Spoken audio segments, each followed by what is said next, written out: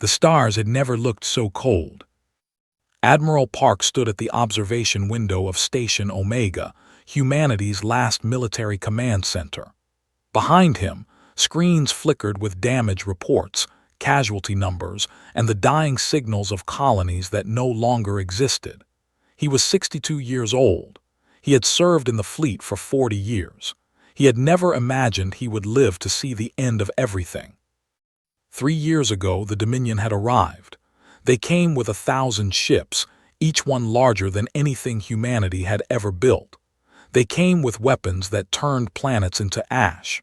They came with a simple message: join the Dominion as servants or die. Humanity chose to fight. It was, by any logical measure, a stupid decision. They had conquered 12 species before humanity. They had technology that seemed like magic. Their soldiers were stronger, faster, and more numerous.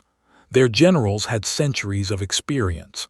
Against them, humanity had courage, stubbornness, and nothing else.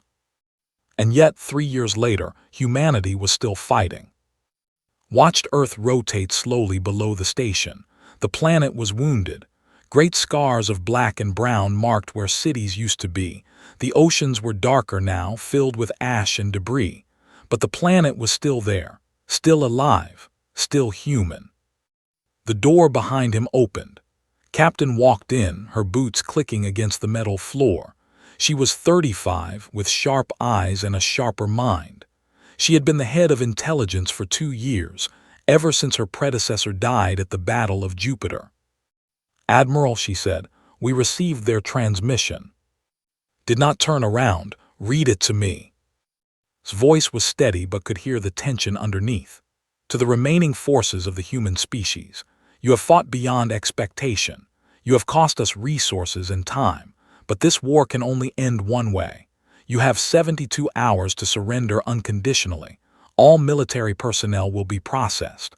All civilian populations will be relocated to work colonies. Your planet will be preserved as a monument to your foolishness. If you do not surrender, we will destroy Earth completely. There will be no human left alive in this galaxy. This is your final chance. Choose wisely." Silence filled the room. Finally turned around. His face was calm, almost peaceful. "That's it?" he asked. Nodded. "That's it. They gave us 72 hours to decide whether to become slaves or die." "Yes, sir." Walked to his desk and sat down heavily. His bones ached. His heart was tired. He had buried too many friends, signed too many death certificates, watched too many ships explode in the darkness of space. "What else did you find?" he asked. His expression changed slightly. There was something like hope in her eyes. "I intercepted their internal communications. They are scared, Admiral." Leaned forward. "Explain." "Their commanders are arguing with each other. Their soldiers are requesting transfers away from the human front. Their council is getting pressure from the other Dominion species to end this war quickly." Placed a data pad on his desk. "We have killed more of them in 3 years than their last 8 conquests combined. They expected us to fall in weeks. Instead, we have become their nightmare." Looked at the data. Numbers and reports filled the screen. Casualty counts, destroyed ships, failed invasions, all because of humanity. "They're afraid of us," he said quietly. "Yes, sir. They're afraid of what we might do if we're not stopped. They're afraid of what we represent, a species that refuses to kneel." Stood up. The tiredness in his bones was still there, but something else was growing, something he had not felt in months. Anger, pure, clean anger. "Call the council," he said. "Every remaining commander, every ship captain, every colony leader who can still receive a transmission. I want them all." Within an hour, the War Council assembled. Some were present on the station. Others appeared as holographic images, their faces blue and flickering. There were only 23 of them left, 23 leaders for what remained of human civilization. Stood before them and explained the ultimatum. He read the message word by word. He watched their faces change from fear to anger to something harder. Then he introduced someone new. He said, she is a weapons engineer. She has been working on a classified project for the past 18 months. The previous council refused to authorize it. They said it was too dangerous, too unpredictable. But the previous council is dead, and we are out of safe options. Stepped forward. She was young, only 28, with tired eyes and hands that never stopped moving. She had not slept in 3 days. She had been waiting for this moment. The resonance drive, she began, does not destroy things. It moves them. It manipulates the basic structure of space and time, creating small tears in reality. A ship equipped with this drive can disappear from one location and appear in another instantly. Not faster than light travel, actual teleportation. The council members looked at each other. Some were confused, some were skeptical, some were beginning to understand. The applications are obvious, continued. A ship can appear inside an enemy vessel. It can bypass all defenses. It can strike and vanish before the enemy knows what happened. But there are risks. The technology is unstable. We have lost test pilots. We have lost entire ships to places we cannot find.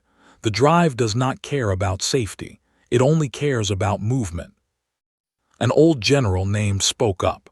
You're asking us to use a weapon we don't understand against an enemy we cannot defeat. Yes, said simply, because the alternative is extinction. The room fell silent again, watched his officers. He saw the fear in their eyes. He saw the doubt. But he also saw something else. The same stubborn fire that had kept humanity fighting for 3 years. We vote, announced, surrender or fight. One by one the hands went up. Fight, fight, fight. 23 votes, not a single one for surrender. Nodded slowly. He walked to the communication console and opened a channel to the fleet.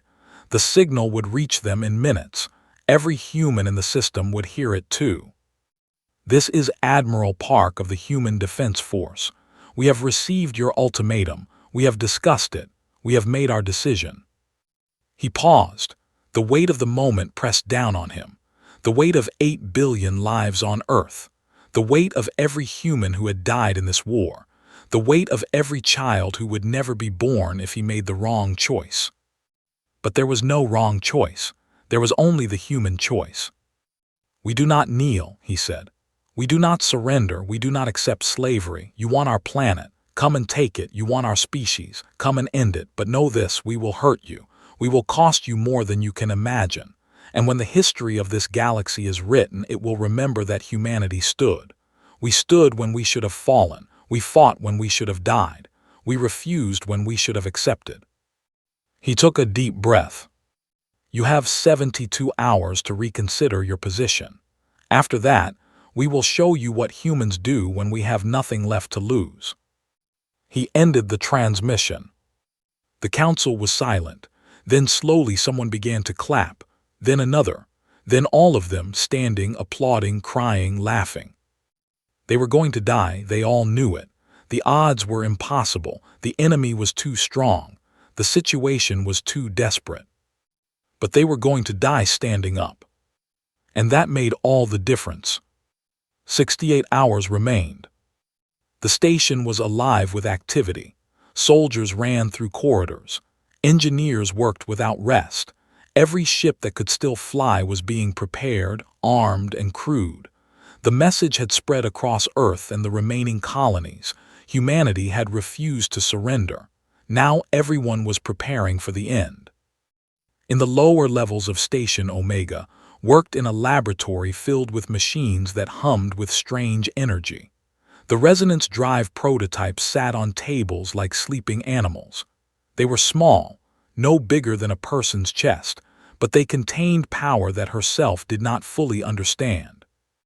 She had discovered the principles by accident 2 years ago. A failed experiment with faster-than-light communication had opened something, a door, a tear. For a fraction of a second, matter had existed in 2 places at once. Most scientists would have considered it a failure, saw it as an opportunity. Now she had 12 working drives, 12 chances to change the war. The laboratory door opened. A man walked in, wearing a pilot's uniform that had seen better days. He was tall, with the kind of face that used to smile easily but had forgotten how. His name was, and he had been the best pilot in the fleet before the Battle of Europa. Europa was where he had watched his entire squadron die. 32 pilots, his friends, his family, all gone in 7 minutes. "I heard you need someone to fly the impossible," he said. Looked up from her work. She had heard of, everyone had, the pilot who had survived when he should have died. The man who flew into battle hoping each fight would be his last. "The drive is dangerous," she said. "We've lost 4 pilots in testing. They just disappeared. We don't know where they went. We don't know if they're still alive." "Good," said. His voice was flat. "I've been trying to disappear for a year." Before could respond, another person entered. Shin was shorter than, with a calm face that revealed nothing. She was a navigator, one of the best in the fleet. She had plotted courses through asteroid fields and battle zones without ever making an error. She had not spoken about her family since Mars was destroyed. Nobody asked. "I will navigate for him," she said. "Whatever he flies, I go too." Looked at them both. A pilot with a death wish, a navigator with nothing left to lose. They were perfect. "Come with me," she said. "I'll show you how it works." On the command deck, Admiral was having a different kind of meeting. Captain stood before a massive screen showing the fleet. Hundreds of red dots filled the display, each one representing a ship that could destroy a city. "We can't beat them in a straight fight," said. "We never could, but we don't need to beat them, we need to break them." Study the screen, explain. They have never lost a war. Never. They have conquered 12 species and every single one of them surrendered before the end. They don't know how to fight an enemy that won't give up. They don't understand it. It scares them. She pressed a button and the screen changed. Now it showed messages, intercepted communications between officers. "They're talking about us constantly," continued. "Not about our weapons or our ships, about our behavior. They can't understand why we keep fighting when we've already lost. They think we're insane. Some of them think we're dangerous in a way they've never seen before." "We are dangerous," said quietly. "Exactly, and I want to make them believe it even more. I want to get inside their heads, make them afraid of shadows, make them doubt everything they know." His plan was simple but brilliant. She would broadcast humanity's history across channels. Not the victories, but the survivals. The Black Plague that killed half of Europe and the humans who rebuilt. The world wars that destroyed nations and the humans who rebuilt. Every natural disaster, every genocide, every extinction-level threat that humanity had faced and overcome. The message would be clear: you cannot break us. Others have tried, others have failed. We always come back. "Psychological warfare," said. "You want to scare them into making mistakes." "I want to scare them into running away," replied. "But I'll settle for mistakes." Nodded slowly. "Do it. Use every channel we have, make them watch, make them understand what they're dealing with."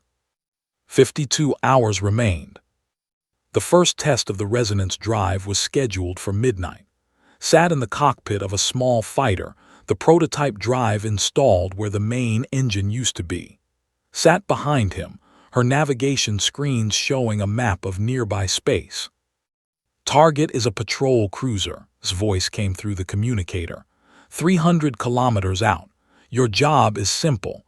Get close to them without being detected. If the drive works, you'll phase through normal space and appear somewhere else. If it doesn't work, I'll be dead or lost. Finished. Understood. "Are you scared?" asked from behind him. Thought about the question. He had been scared before Europa. He had been scared watching his friends die. But now he just felt empty. "No," he said. "Are you?" His answer was quiet. "I stopped being scared when they killed my daughter." Didn't ask for more. He didn't need to. He understood perfectly. "Activating drive in 10 seconds, announced. 9, 8, 7. The ship began to shake. The lights flickered. felt something strange, like his body was being stretched in directions that didn't exist. 3, 2, 1, activation. Reality bent. For 11 seconds and existed nowhere.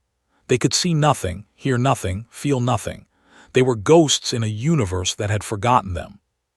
Then the ship appeared again, but it was not where it had been. It was not 300 kilometers from the cruiser. It was inside the cruiser. The enemy ship had no time to react. One moment, its interior was normal.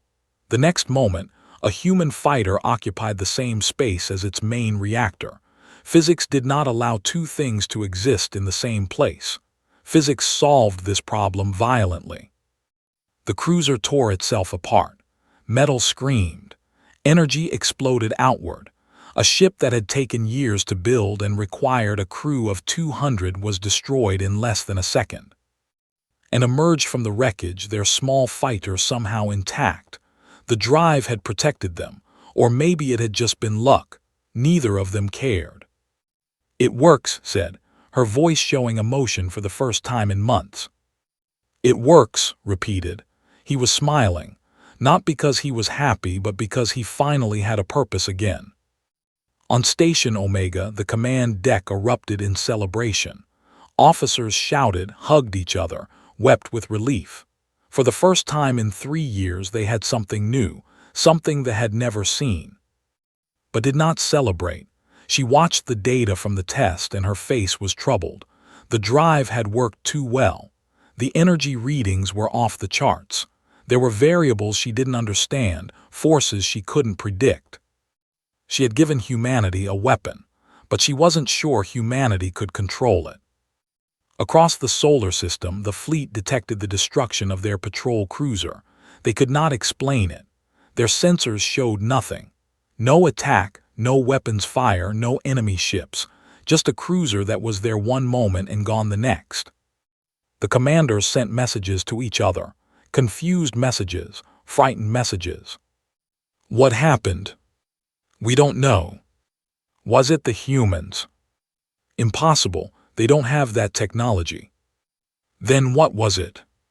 We don't know." For the first time in their long history of conquest, they did not have an answer, and that scared them more than any weapon ever could. 48 hours remained. The war was about to change forever. 40 hours remained. The Armada had begun its final approach to Earth. 500 warships moved through space in perfect formation, their weapons charged, their crews ready. They had been told this would be the last battle. They had been told humanity would fall today. But something was wrong. The fleet commanders could feel it. Their soldiers could feel it. There was a tension in the air that had not been there before. Ever since the patrol cruiser had been destroyed without explanation, the mood had changed. Rumors spread through the ships like disease, ghost ships, human magic, weapons that could not be stopped. Then the broadcasts began. Every screen, every communication channel, every personal device suddenly showed the same thing. Human history, not propaganda, not threats, just facts. Images of Earth centuries ago, a planet covered in ice, humans surviving. Images of plagues, cities full of corpses, humans surviving. Images of wars, nuclear explosions, the world burning, humans surviving. Images of disasters, earthquakes, floods, asteroids, humans surviving. And a voice, calm and cold, speaking in the language. "You are not the first to try to destroy us. You will not be the last. We have been fighting extinction since before we could speak. We have buried enemies that your species has not yet evolved enough to remember. Look at what we have survived. Look at what we have overcome.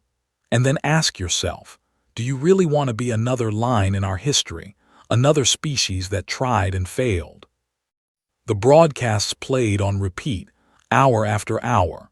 The commanders ordered their technicians to stop them. The technicians could not. The humans had hacked their systems too deeply. On Station Omega, Captain watched the enemy fleet's communications with satisfaction. They were falling apart. Officers argued with each other. Soldiers requested transfers.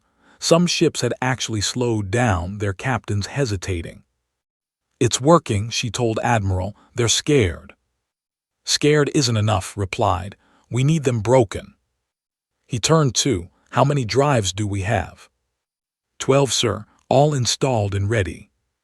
"Then we deploy the Spectre fleet." The Spectre fleet was humanity's last hope. 12 ships, each equipped with a resonance drive. 12 captains who had volunteered knowing they might never return. And Shin were among them. So was a former merchant captain who had never wanted to be a soldier. Before the war, he had transported food and medicine between colonies. Now he transported death. He hated what he had become, but he hated the more. Iam was the youngest captain in the fleet. She was only 24 years old, but she had earned her rank through blood. At the Battle of Saturn, every officer above her had died. She had taken command of a dying ship and led 300 survivors to safety. She had not asked to be a hero. Heroes rarely did. The 12 ships launched from Station Omega and scattered into the darkness. Their mission was not to fight. Their mission was to haunt. The first attack came without warning. A supply ship was traveling through what should have been safe space. Its cargo holds were full of ammunition and fuel for the main fleet. Its crew was relaxed, bored even. They were far from the battle zone. Then ship appeared inside their engine room. The explosion was beautiful in a terrible way. The supply ship became a flower of fire and metal, blooming in the vacuum of space. Ship vanished before the debris could touch it. The second attack came 3 minutes later. A different ship, a different target, same result. The third attack, the fourth, the fifth. The fleet stopped its advance. Commanders screamed into their communicators, demanding reports, explanations, solutions. None came. The human ghost ships were everywhere and nowhere. They appeared from impossible angles, struck with impossible speed, and disappeared before anyone could react. IM's ship appeared behind a battleship, destroyed its engines with a single missile volley, and vanished. The battleship drifted helplessly, its crew trapped, its power failing, and appeared inside a command ship. They did not attack the reactor this time. Instead, they attacked the bridge. For exactly 4 seconds, a human fighter existed in the same space as 30 officers. Physics solved the problem the same way it always did. The command ship was not destroyed, but it had no one left to command it. Panic spread through the fleet like fire. Ships began firing at shadows. In one case, a destroyer opened fire on a cruiser beside it, convinced that a human ship was hiding behind its ally. The cruiser fired back. Before officers could restore order, 17 were dead. On the flagship of the Armada, the High Admiral received the reports. His name was, and he was called the Undying because he had survived 17 assassination attempts. He had fought 100 species into submission. He had never lost a war. He was not panicking, but he was thinking. These ghost ships were a problem. His fleet had superior numbers, superior weapons, superior everything. But numbers meant nothing against an enemy you could not hit. Weapons meant nothing against an enemy you could not see. He needed to adapt. "Pull the fleet back," he ordered. "Tighten formations. No ship moves alone. I want every sensor at maximum power. I want overlapping fields of fire. If anything appears, I want it destroyed in the first second." It was the right decision, but it was also exactly what Admiral had hoped for. A tightly packed fleet was a defensive fleet. A defensive fleet was not advancing. Every hour the spent reorganizing was an hour that humanity survived. But the resonance drives were taking their toll. Had warned them, the technology was unstable. The drives did not always behave predictably, and during the first wave of attacks, 2 ships were lost. The first simply vanished. It phased out of normal space and never phased back. The crew was gone, perhaps dead, perhaps somewhere else, somewhere that had no name. The second ship returned, but something was wrong. The ship had been gone for 3 seconds. When it came back, the crew had aged decades. The captain's hair was white. The navigator could barely stand.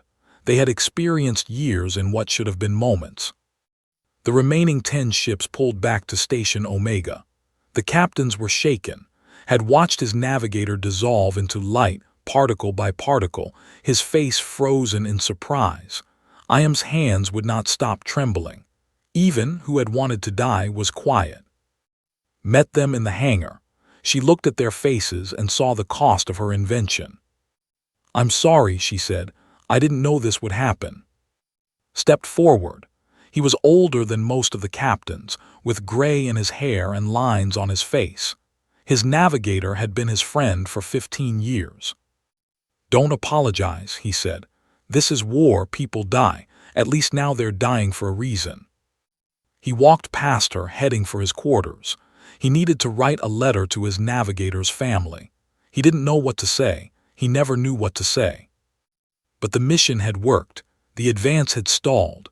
24 hours had been bought. 24 more hours for Earth. 24 more hours for humanity. It was not enough. It would never be enough, but it was something. And in war, something was better than nothing. 20 hours remained. 12 hours remained. High Admiral stood on the bridge of his flagship, the Eternal Dominion. Around him, officers worked in tense silence. The fear in the fleet had spread to this ship too, but here it was controlled. Did not allow fear to become panic. Officers who panicked were removed. He had studied the ghost ship attacks carefully. He had analyzed every second of sensor data, every report from surviving crews, every piece of debris that could be recovered, and he had reached a conclusion. The humans were not using magic. They were using science. Dangerous, unstable science that they barely understood. The ghost ships were not invincible. They were desperate. Smiled. He had crushed desperate enemies before. "Deploy the Crimson Vanguard," he ordered. The Vanguard was his secret weapon. 50,000 soldiers bred for war. They had been enhanced genetically, trained from birth, conditioned to feel no fear. They did not hesitate. They did not retreat. They did not fail. Had been saving them for the final assault on Earth, but the humans had forced his hand. Now the Vanguard would be used to break the Ghost Fleet. The Vanguard ships were different from the rest of the fleet. They were faster, more maneuverable, and their crews operated with perfect coordination.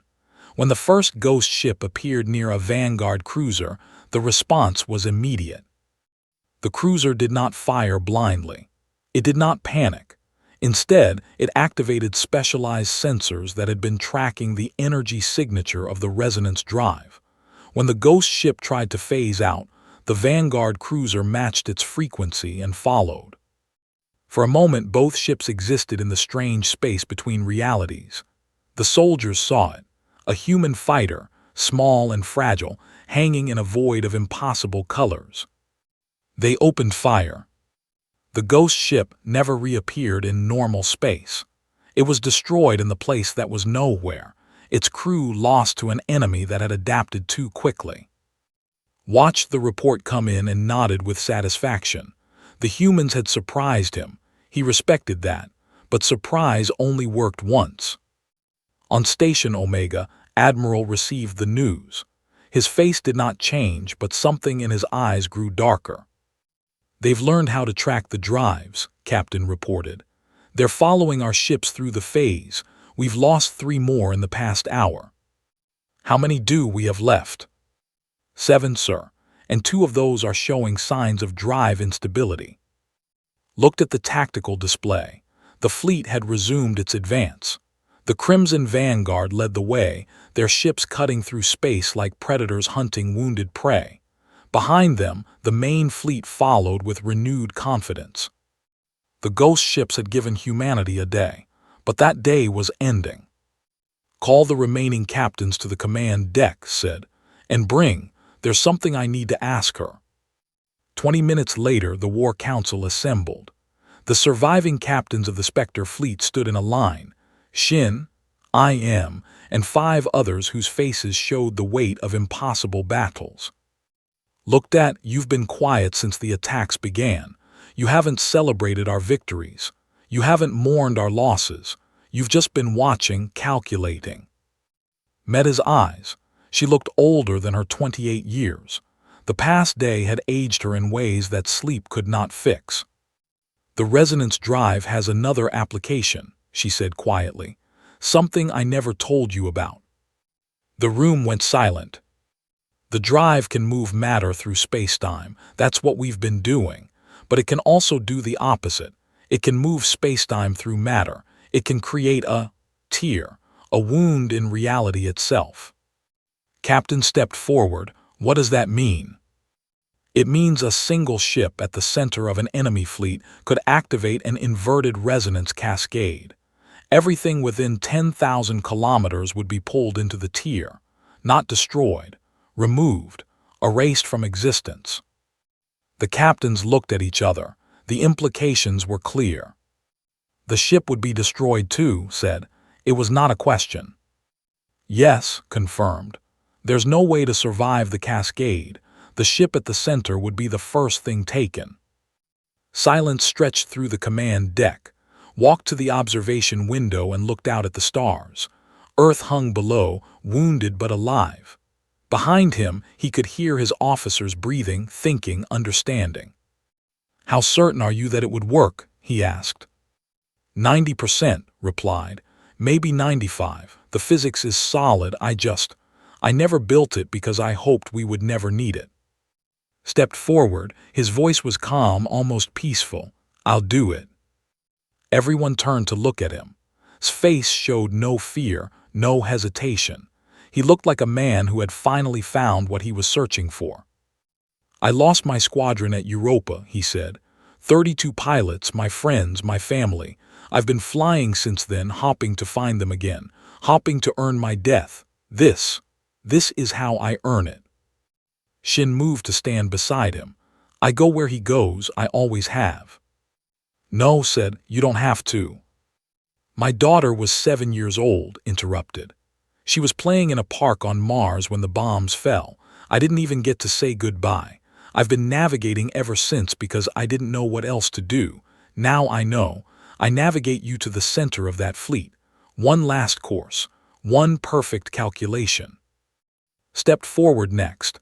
His voice was rough with emotion he was trying to hide. My navigator dissolved in front of me, just came apart piece by piece. I couldn't save him. I couldn't do anything. But I can do this. I am joined them. She was still trembling, but her voice was steady. I'm 24 years old. I never wanted to be a captain. I never wanted to be a hero. But I'm not going to let everyone else sacrifice themselves while I hide. One by one, the remaining captains came forward. Lieutenant Han, who had written 17 letters to a daughter on Earth she had never met. Lieutenant Park, who had been a schoolteacher before the war and still dreamed about his students. Lieutenant, who had lied about her age to join the fleet and was actually only 19. 9 volunteers, 9 lights. Admiral turned from the window. His eyes were wet, but his voice was steady. You understand what you're volunteering for? We understand, said. We're not doing this because we want to die. We're doing this because we want humanity to live. Nodded slowly. He walked to and placed a hand on his shoulder. In another world, in another time, I would refuse this. I would find another way. But we don't have another way. We don't have another time. All we have is now, and all we have is you. He stepped back and looked at all 9 of them. You are the 9 lights. When this is over, when humanity survives, when our children's children look up at the stars, they will tell stories about this moment. They will remember your names. They will honor your sacrifice. And they will know that the human race exists because of what you are about to do. The 9 lights stood at attention. They did not look afraid. They looked ready. Stepped forward, tears running down her face. I'll have the ship ready in 3 hours. 1 ship, 1 drive configured for Cascade. I wish. She couldn't finish the sentence. I reached out and took her hand. "You gave us a chance," the young captain said. "That's all any of us can ask for." 6 hours remained. The 9 lights went to prepare. The War Council went to plan.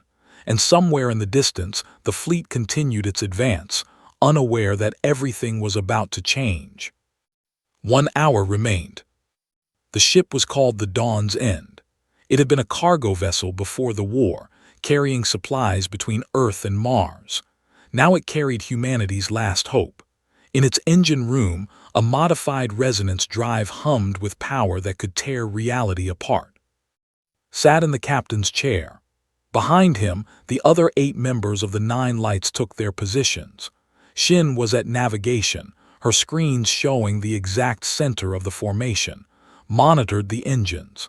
I'm watched the weapons console, ready to defend them if they were attacked before reaching their target. Lieutenant Han sat in silence, holding a photograph of a little girl she had never met. She had written one final letter, sealed it, and given it to Admiral. "For my daughter," she had said, "when she's old enough." The Dawn's End launched from Station Omega. It was not alone. The 2 remaining ships of the Spectre fleet flew beside it, ready to provide distraction and cover. Behind them, every functional vessel in the human fleet followed. Destroyers, cruisers, fighters, and civilian ships that had been armed with whatever weapons could be found. It was not an army, it was a statement. Admiral's voice came through the communicator. "All ships, this is Omega Command. Today we fight not for victory. We fight for survival. We fight so that tomorrow someone will be left to remember what happened here. Give the 9 lights the time they need. That is your only mission." The human fleet surged forward. High Admiral watched them come. His sensors showed the truth. A few hundred ships against 500, damaged vessels against fresh ones, desperate crews against disciplined warriors. The outcome should have been obvious, but had learned not to underestimate humans. "The 9 lights are coming," he murmured to himself. He did not know what that meant, but his intelligence officers had intercepted fragments of human communications. Something about a final attack, something about lights. He ordered his fleet to focus fire on the cargo ship in the center of the human formation. Whatever the humans were planning, that ship was the key. The battle began. Weapons reached out across space, and human ships began to die. A destroyer vanished in a flash of light. A cruiser broke apart, spilling bodies into the void. Fighter after fighter was swatted from the sky. But the humans did not stop. They pressed forward, sacrificing themselves to clear a path for the Dawn's End. The 2 remaining Spectre ships used their resonance drives to appear in the middle of the formation. They could not win. They were not trying to win. They were trying to distract. They phased in, fired everything they had, and phased out before they could be destroyed. Each appearance drew fire away from the Dawn's End. One of them was caught by a Crimson Vanguard cruiser. The ship was ripped apart in mid-phase, its crew scattered across dimensions. The other continued, appearing again and again, until a lucky shot from a battleship caught it emerging from a phase. The explosion was brief and brilliant. The path was clear. Captain had one more broadcast to make. She had been planning it since the volunteers had stepped forward. Now, as the Dawn's End approached the center of the fleet, she opened a channel to every ship. "This is humanity's final message to the Dominion," she said. "What you are about to see is a weapon we could have used from the beginning. We chose not to. We chose mercy. We chose to give you chance after chance to withdraw. You refused every time. This is the consequence of that choice." She paused, letting the words sink in. "But we are not monsters. We are giving you one final opportunity. Any ship that begins to retreat in the next 60 seconds will be allowed to leave. Any ship that stays will die. This is more mercy than you showed us. This is more mercy than you deserve. But we are human, and humans believe in second chances." On the Eternal Dominion, High Admiral listened to the broadcast. His officers looked at him, waiting for orders. Some of them were afraid. Some of them wanted to run. Smiled. "It's a bluff," he said. "They don't have a weapon like that. No one does. All ships continue the attack. Destroy that cargo vessel." He was wrong. The Dawn's End reached the exact center of the formation. Shin looked up from her screens. "We're in position." Looked around at his crew, at who had navigated him through hell, at who had been a peaceful man before war made him a weapon, at who was so young and so brave, at who would never see her daughter grow up. "Thank you," he said, "for being here, for being human." Laughed softly. "Couldn't think of anywhere else I'd rather be." Iam's hands had stopped trembling. "Let's finish this." Activated the communicator one last time. "Omega Command, this is Dawn's End. We are in position. Tell them. Tell them we did it gladly. Tell them we were not afraid." Admiral's voice came back, thick with emotion. "The galaxy will remember. We will remember. Go well, 9 lights. Go well." Close the channel. He looked at who nodded. He looked at the activation switch, glowing softly in the darkness of the bridge. He pressed it. For a single moment, nothing happened. The universe held its breath. Then reality tore. The cascade was more beautiful and more terrible than anyone had imagined. A sphere of impossible light expanded from the Dawn's End, growing at the speed of thought. Inside the sphere, the laws of physics simply stopped working. Space folded. Time bent. Matter and energy became interchangeable and then became nothing. Ships caught in the cascade did not explode. They were unmade. Their atoms were scattered across dimensions that had no names. Their crews were there one moment and gone the next, without pain, without warning, without time to understand what was happening. The Eternal Dominion was 3 kilometers from the center of the cascade. High Admiral had exactly 1 second to realize he had been wrong. 1 second to understand that the humans had not been bluffing. 1 second to see the light that was coming for him. Then he was gone. The Undying had finally died. When the cascade ended, 112 warships had been erased from existence. The entire heart of the Dominion Armada was simply not there anymore. A sphere of empty space marked where they had been, as if reality itself was still healing from the wound. The remaining ships stopped firing. Their commanders stared at their sensors, unable to believe what they were seeing. Half their fleet was gone. Their High Admiral was gone. The ship carrying humanity's weapon was gone too, but somehow that did not feel like a victory. It felt like a warning. On Station Omega on Earth, on every human ship and colony, people watched in silence. They saw the light. They saw the destruction. They saw the space where the 9 lights had been. Then someone began to clap, then another, then millions, then billions. It was not celebration. It was mourning and triumph mixed together, grief and hope and exhaustion all at once. It was the sound of a species that had refused to die. The remaining fleet retreated, not because they were ordered to, but because they could not think of anything else to do. They had come to exterminate humanity. Instead, they had witnessed something they could not explain, could not fight, could not survive. The war was over. In the days that followed, the Dominion collapsed. Species that had been conquered rose up against their masters. The coalition of 12 became the coalition of none. Within a year, the Dominion existed only in history books, a warning about what happened when you push the wrong enemy too far. Humanity rebuilt. It was slow, painful work. Mars was dead. Billions had died, but billions more had survived, and they had learned something important about themselves. They could not be broken, not by aliens, not by physics, not by the universe itself. 3 years after the war, Admiral Park retired to a rebuilt soul. He bought a small piece of land outside the city and planted a garden. In the center of the garden stood 9 trees, each one representing one of the lights. Every morning, he walked among the trees and spoke to them. He told them about the world they had saved. He told them about the children being born into peace. He told them about the species that had reached out to humanity, wanting friendship instead of war. You would be proud, he told them. You would be so proud. Captain became humanity's first ambassador to the former Dominion worlds. She traveled from planet to planet, carrying the same message everywhere she went. We do not kneel, but we do extend our hand.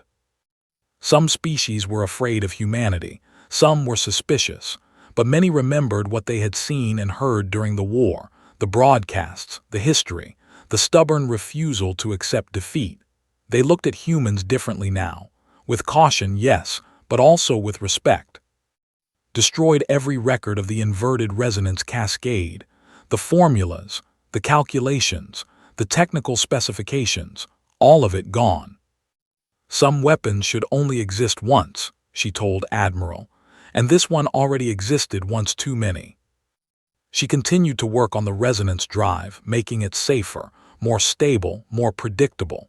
Eventually, it became the foundation of humanity's expansion into the galaxy.